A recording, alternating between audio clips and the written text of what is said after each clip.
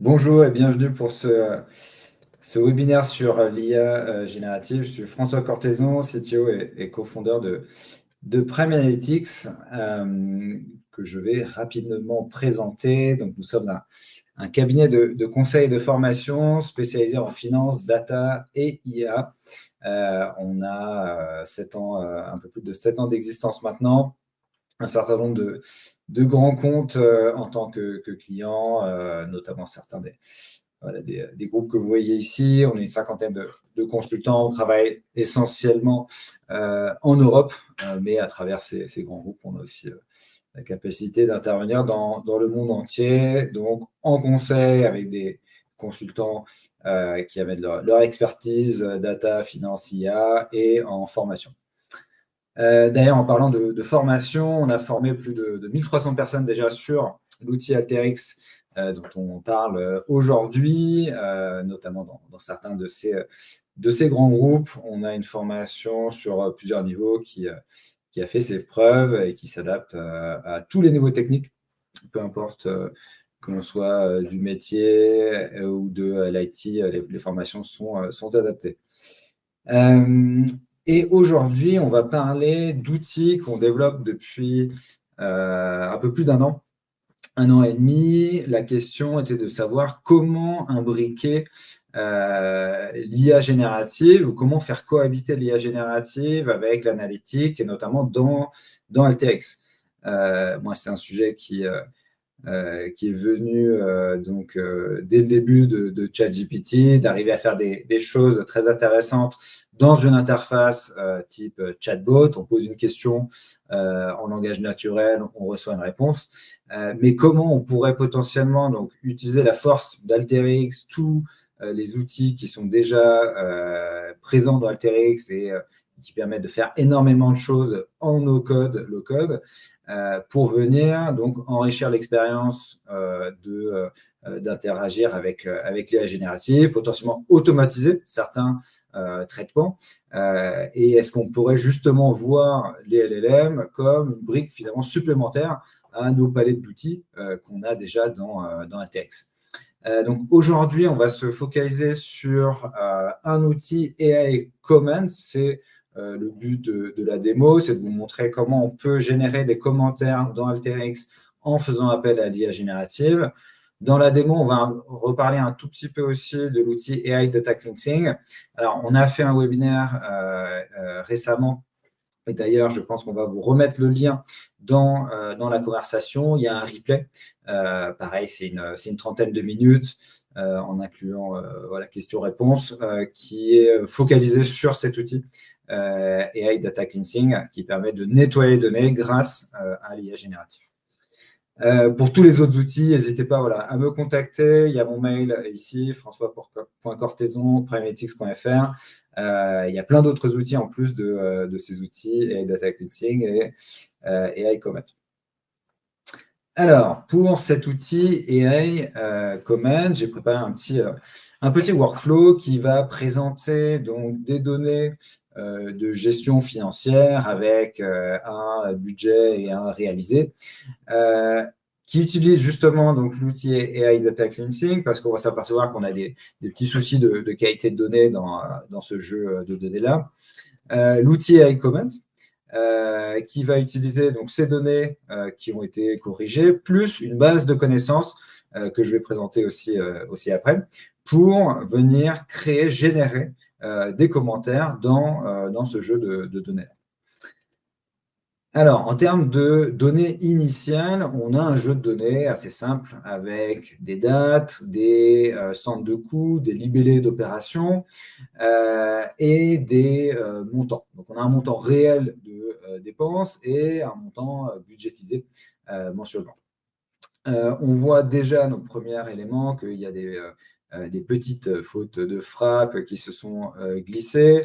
On a des caractères spéciaux aussi. On a une colonne montant réel qui mélange du texte et du numérique avec 5 200 € qui n'est pas un nombre, qui est bien du texte ici. Donc, on va avoir un petit souci si on veut justement agréger, sommer les montants réels ou faire des comparaisons, etc. On va avoir des difficultés à faire ça. Donc, notre outil AI Data Cleansing va identifier ces erreurs, ces problèmes-là. Là, il a identifié 3 erreurs et il nous présente ça dans une des sorties qui s'appelle la piste d'audit, avec donc les valeurs, les mauvaises valeurs identifiées, les valeurs qu'il lui propose en termes de correction et surtout l'explication. Alors, ça va être très important quand on va, et ça l'est déjà, quand on interagit avec l'IA, c'est bien sûr, l'IA nous fait gagner du temps, mais une partie du temps qu'on gagne, il faut absolument l'allouer à la vérification de ce que l'IA nous propose. Il faut donc demander potentiellement des comptes à l'IA, et c'est ce qu'on fait de manière automatique avec cet outil de nettoyage de données, c'est qu'on demande à l'IA de nous expliquer la correction, pourquoi elle a trouvé qu'il y avait un problème et qu'est-ce qu'elle propose en termes de correction. Donc ici, Agence Paris avec 2P, on a corrigé une faute de frappe dans le nom de la ville, 5 200 €, suppression du texte devise parce que c'est une valeur numérique. Effectivement, on a identifié que c'était une colonne numérique et la correction s'est mise directement après. Donc voilà, donc là on a nos données qui ont été corrigées par l'outil de AI Data Cleansing, et maintenant on peut passer justement aux données de commentaires. Donc là je vais switcher pour aller sur l'outil Alteryx directement avec ici, alors, petit moment, voilà. Je vais rebasculer ici. Normalement, vous voyez donc l'outil Alteryx Designer. Tout petit topo pour ceux qui ne connaissent pas. Quand on entre dans l'outil Alteryx Designer, on arrive à un outil, à une présentation comme telle, avec donc des palettes d'outils qui vont se connecter les uns les autres dans ce qu'on appelle le Canva. C'est là où on va générer les workflows. Les workflows, qu'est-ce que c'est? C'est des séquences logiques de manipulation de la donnée. Donc, ça part généralement, bien sûr, de l'entrée de données. Je vais aller sélectionner mes données, que ce soit des données qui sont sous forme de fichiers. Typiquement, on a beaucoup de Excel, TXT, mais ça peut être des formats techniques. On peut lire même des données géographiques, etc. On peut accéder à des bases access. Voilà, beaucoup de choses. On peut dézipper des éléments à la volée. Et aussi, on peut se connecter, bien sûr, à des applications, à des bases de données derrière des applications, à différents data lakes, etc. On peut se connecter à des API pour recevoir la donnée. Voilà. Le but d'Alteryx, c'est de vraiment être un couteau suisse d'accès à la donnée pour ensuite venir transformer cette donnée-là, par exemple, la filtrer, la nettoyer. Alors ici, on voit un outil qui justement n'utilise pas encore l'IA générative, et pour aller à la fin venir réécrire les données si on a besoin bien sûr de les réécrire. Je pourrais être en train de faire une petite analyse ad hoc pour réaliser voilà, une analyse qu'on m'a demandé. Et maintenant, si j'ai envie de réécrire ces données-là quelque part, soit d'écraser le fichier initial, soit aller les redéposer quelque part, pareil, sous une forme de fichier ou directement dans une autre base de données ou renvoyer les données via API, etc., etc. Et donc, dans ce processus analytique-là, maintenant, l'idée, c'est de venir aussi interroger l'IA générative, dont on voit donc, certains des outils ici, donc la palette Prime Analytics AI Tools, avec l'outil de nettoyage de données qu'on a vu tout à l'heure, qui va donc prendre les données initiales, les corriger, et ensuite interroger donc, notre outil de commentaires. L'outil de commentaires va venir donc prendre les données qui sont présentes, qui ont déjà été corrigées par l'IA. Je vais peut-être représenter rapidement, donc notamment les problèmes qui ont été identifiés, qui sont ici dans la piste d'audit, les données directement corrigées par l'outil de nettoyage de données. Et enfin, donc cet outil AI Command qui a donc une interface comme tous les autres outils d'Alteryx. on a donc la zone ici de workflow, donc où s'enchaînent les outils. Et les outils, bien sûr, on va les glisser-déposer, mais surtout, on va les configurer pour leur dire quoi faire.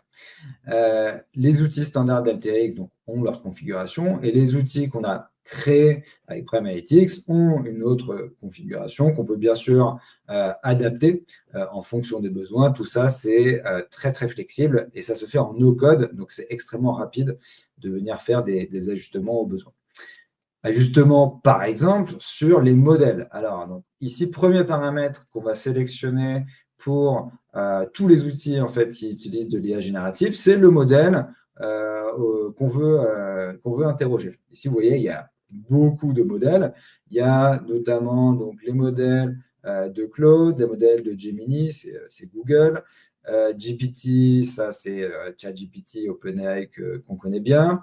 Et Mistral, le modèle français qui marche aussi très bien. Et donc ça, c'est des modèles, donc là, je suis sur mon ordinateur Prime Analytics, qui interroge les modèles grand public de Mistral, OpenAI, etc. Bien sûr, chez nos clients qui utilisent et qui installent nos outils, justement dans la phase d'installation, de configuration, il y a le fait de aller interroger leur propre modèle dans leur environnement. C'est-à-dire que, par exemple, Mistral, qui est un modèle open source, s'installe dans l'environnement, donc, par exemple, de nos clients bancaires, parce qu'il est hors de question qu'il y ait des informations qui sortent de leur environnement, de leur infrastructure IT, pour aller envoyer les données vers des serveurs hors de leur infrastructure. Donc ça, c'est hors de question. Donc les LLM sont installés chez eux. Et donc, quand on configure cet outil, c'est une configuration qui est assez rapide à faire. Maintenant, les données vont bien aller interroger leur propre LLM. C'est pareil avec ChatGPT, Claude, etc. Souvent, ce qui se passe, ce qu'on voit chez nos clients, c'est qu'ils ont un cloud Microsoft Azure privatif. Ils ont fait tous les travaux avec, bien sûr, avec leurs équipes de sécurité, d'architecture, de cyber, etc. Pour configurer tout ça. Et donc, ils sont confiants avec Microsoft que voilà, c'est leur cloud privatif et sur lequel souvent est installé justement ChatGPT et les différents modèles de ChatGPT. Donc voilà pour la sélection du modèle qui est quelque chose de très important. Et surtout, donc, Alteryx va permettre donc, de rapidement tester plein de modèles. On le voit déjà, rien que ChatGPT, c'est en fait des dizaines de modèles. Là, on n'en voit que quelques-uns pour que la liste déroulante ne soit pas trop longue. Mais en fait, c'est des dizaines de modèles, ça bouge beaucoup. Là, il y a tous les modèles 5 points qui viennent de sortir. On va avoir énormément de modèles. Là, ça va être la trend en 2026, énormément de plus petits modèles, potentiellement qui coûtent moins cher, qui consomment moins, qui vont être potentiellement plus spécialisés. Et donc, il va falloir tester tout ça. Est-ce qu'on va les tester à la main dans un chatbot un par un en testant les mêmes réponses, etc. Ou est-ce qu'on pourrait utiliser une plateforme no-code d'automatisation type Alteryx pour venir tester tous ces modèles sur nos cas d'usage? Voilà un des intérêts notamment d'Alterix. Je continue avec la configuration de l'outil. Ici, on a les champs qu'on va utiliser pour envoyer au LLM. Ici, je vais lui envoyer la date, le centre de coût, libellé d'opération. Et surtout, moi, ce qui m'intéresse, c'est le montant et le budget. Donc, c'est le montant réellement dépensé et le budget pour qu'il me propose cette analyse. Et ensuite, on a quelques petits paramètres sur le rôle du contrôleur de gestion. Là, on a un champ free text, on pourrait spécifier n'importe quel rôle d'expert. Ici, le type d'analyse, de critères d'analyse qu'on va vouloir faire. Est-ce que c'est financier, RH, marketing, etc. Tout ça, bien sûr, est configurable en fonction de votre métier, de votre entreprise. Le type de commentaire qu'on aimerait générer, est-ce que c'est plus à destination du management, plus pour un analyste, pour générer des actions derrière. Le format de commentaires, donc ça peut être très intéressant en fonction de l'usage de ces commentaires. Est-ce qu'on va vouloir quelque chose de très, très court parce que ça doit rentrer dans une présentation où on n'a que quelques minutes pour présenter? Est-ce que c'est quelque chose de beaucoup plus long pour faire une analyse beaucoup plus détaillée? Est-ce que au lieu de 2 à 3 phrases, 200 caractères, on veut quelque chose qui tienne sur une page, 2 pages, etc. Donc ça, c'est complètement configurable, encore une fois sans code. La langue de sortie, pareil, là j'ai mis quelques langues, français, espagnol, anglais. On pourrait choisir n'importe quelle langue de sortie. Les LLM sont très forts là-dessus pour générer le texte dans la langue qu'on veut, faire des traductions, des synthèses, etc. C'est pour ça qu'ils sont très forts aussi sur le format de sortie. On a aussi des instructions spécifiques. Donc, en fait, à l'intérieur de tous ces outils-là, les outils, dont les outils qu'on vient de présenter, c'est qu'il y a des prompts, en fait, qui sont pré-configurés pour que le LLM, donc nous, on a fait de propres tests pour améliorer justement ce qui retourne du LLM. Donc, il y a des prompts à l'intérieur qui expliquent qu'en fonction du critère, du type de commentaire, de la durée, de la langue, etc., tu vas générer telle et telle information sous tel et tel format. Mais en plus de ça, on pourrait avoir des informations spécifiques qu'on pourrait rajouter pour adapter les commentaires derrière. Et enfin, un champ qui va contenir l'information ici sur la base de connaissances qu'on va utiliser pour générer ce commentaire, que je vais vous montrer dans quelques minutes. Mais avant ça, je vais vous montrer donc, ce qui a été généré par l'IA générative avec donc, des commentaires qui sont ici visibles. Et je vais peut-être repasser du coup sur PowerPoint pour vous montrer ça de manière un petit peu plus claire.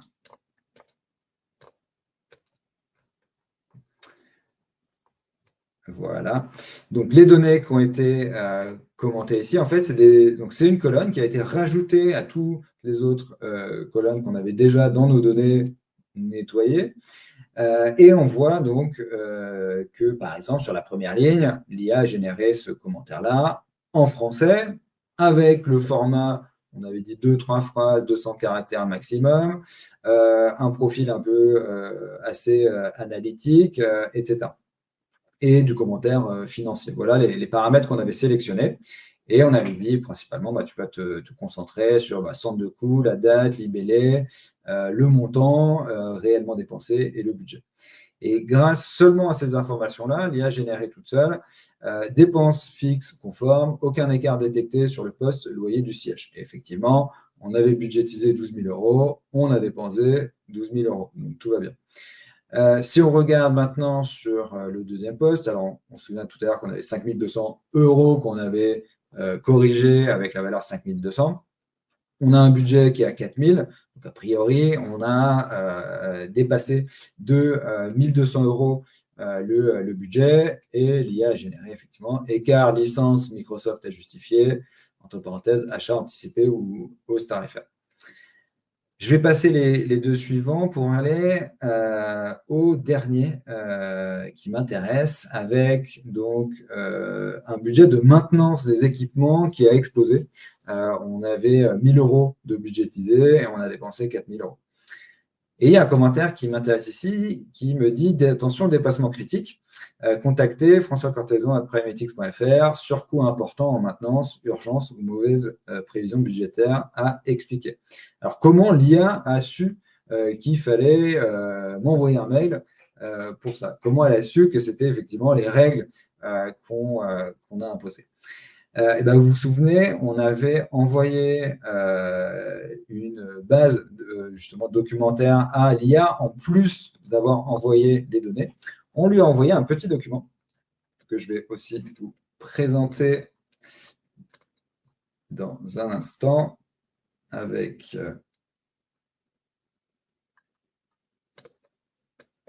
voilà, ici.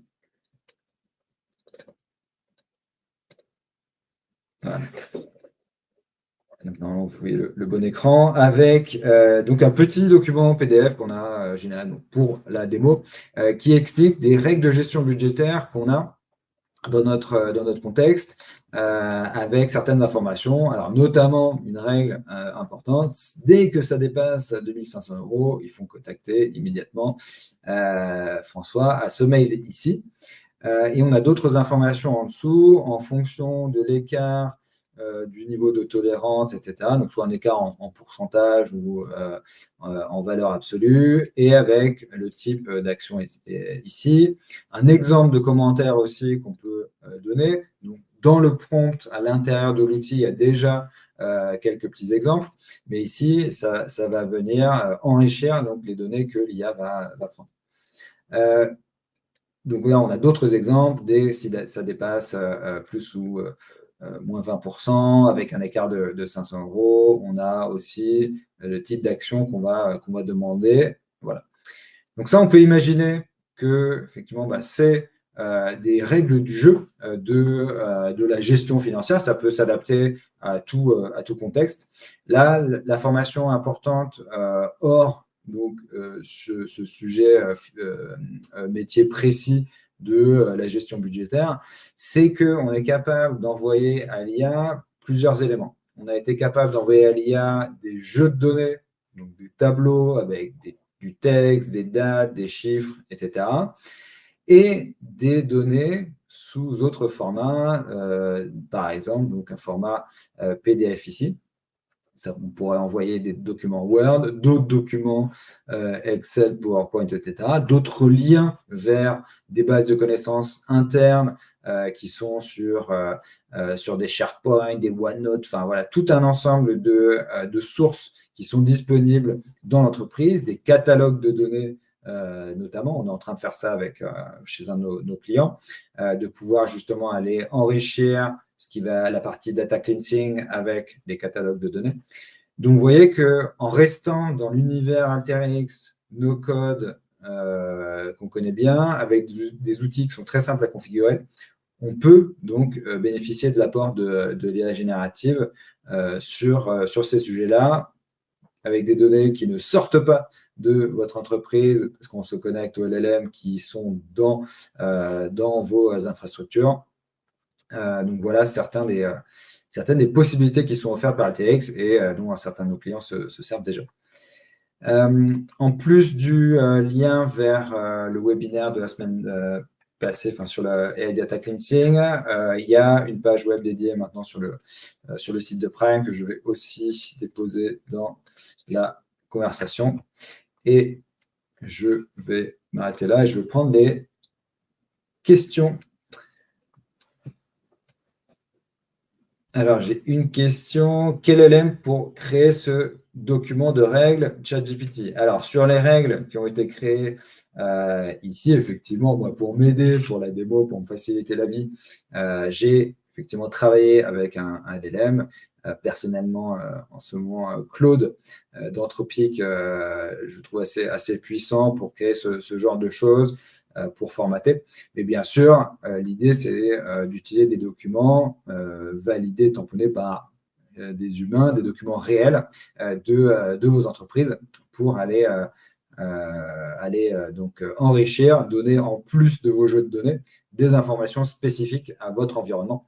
Là, si je n'avais pas envoyé ce document, il n'aurait pas su qu'il faut m'envoyer un mail à moi.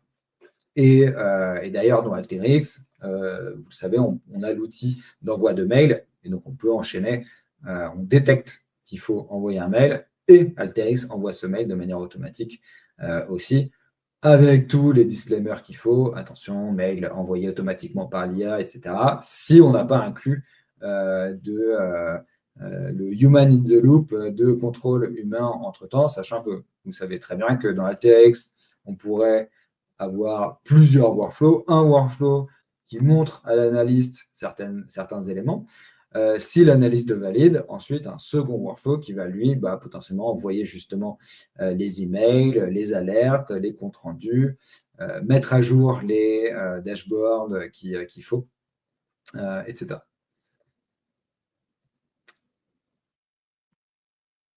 Je ne vois pas d'autres questions dans le chat, n'hésitez pas. Sinon, on va arrêter le webinaire. J'ai une question, François, rapidement par rapport à la Ouais. piste d'audit. La piste d'audit. Alors, effectivement, la piste d'audit sur l'outil, alors notamment sur l'outil Data Cleansing, on l'a dit tout à l'heure, avec la capacité de demander à l'IA des comptes, des explications.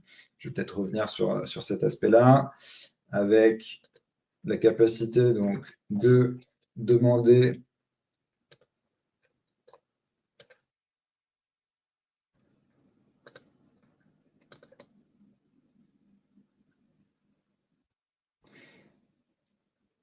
je reviens ici, donc, de redemander donc à l'IA les éléments qui ont été trouvés, corrigés. Donc, ça, je réitère, c'est très important de demander à l'IA des explications. Et je pense que la question porte sur le fait que d'appliquer ou pas automatiquement les corrections. Donc, encore une fois, comme on vient de le dire juste avant sur les commentaires, l'envoi d'emails automatique, avant de faire 100% confiance à l'IA, on va faire pas mal de tests, de validation. On va avoir une validation humaine ici. La même chose sur l'aspect de nettoyage de données. Si je reviens sur le schéma ici, on peut bien sûr imaginer avoir deux workflows séparés, que ici, entre le nettoyage de données qui va donc détecter les problèmes et les corriger de manière automatique, que la sortie M là, qui montre justement le mapping ancienne valeur, nouvelle valeur, donc notre audit trail, qu'on ait un regard ici humain, manuel, sur ce qui est détecté en tant qu'erreur par l'IA et les corrections proposées. On valide ou on ne valide pas, on corrige ces corrections, on valide ces corrections, les corrections de l'IA manuellement. Et ensuite, on a un second workflow qui vient appliquer, lui, les corrections et qui enchaîne avec notamment la gestion des commentaires. Donc voilà pour la forte recommandation de tester et d'inclure encore du contrôle manuel. Et ce qui est très facile à faire dans la TRX, de changer d'avis, d'avoir un workflow, deux workflows, etc. Ça, c'est extrêmement simple de réajuster dans la TRX. S'il n'y a pas d'autres questions, je vous remercie et on va arrêter le webinaire. Merci beaucoup. Au revoir.